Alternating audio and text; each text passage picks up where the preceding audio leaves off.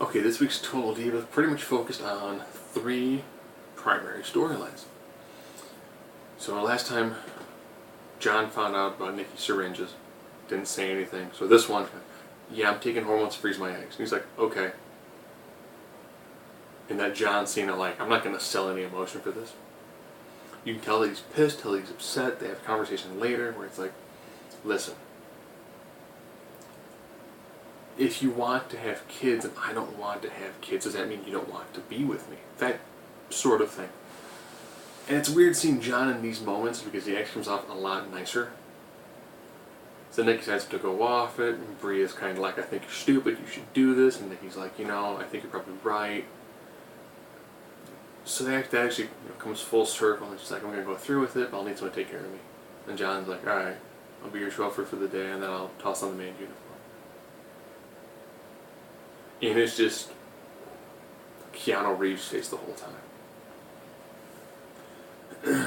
Remember when the Funkadactyls broke up, and they did that one match at a pre-show? Most people didn't care about. You get to hear a lot of the backstory behind that. Talent Rations was kind of like, yeah, Cameron, you're not the same level as Naomi, which is a duh moment. But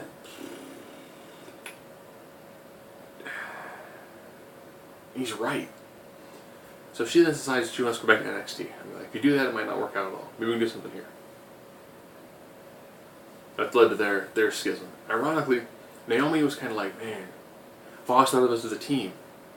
And Cameron was like, girl, bye. I gotta worry about me and my musical career. Because, being a diva is super important. I'm gonna record some more music. Okay? So they focused on that very, very briefly. But the real meat of this was Daniel Bryan and Brie being like, I love this house.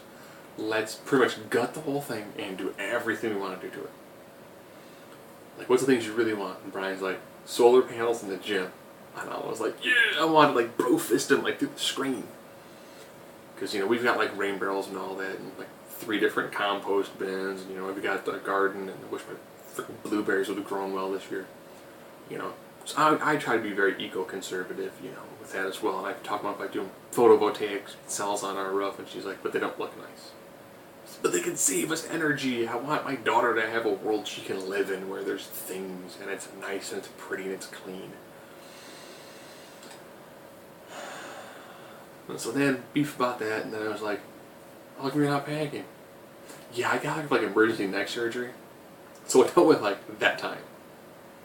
Daniel Bryan was like, I'm on top of the world. I've got to get emergency neck surgery, and I'm probably going to lose the titles. Don't forget about me, guys. Don't forget about me. Don't. Flip side, had he not gotten injured, he would be playing the part of John Cena against Brock Lesnar. He pretty much would have gotten demolished by Brock Lesnar in SummerSlam. Yeah, so he would have won the title, lost the title, spent the majority of the year trying to circle his way back. Didn't win the Royal Rumble, which he should have won. Ended up winning the title at WrestleMania, which was awesome. They had to drop it shortly after.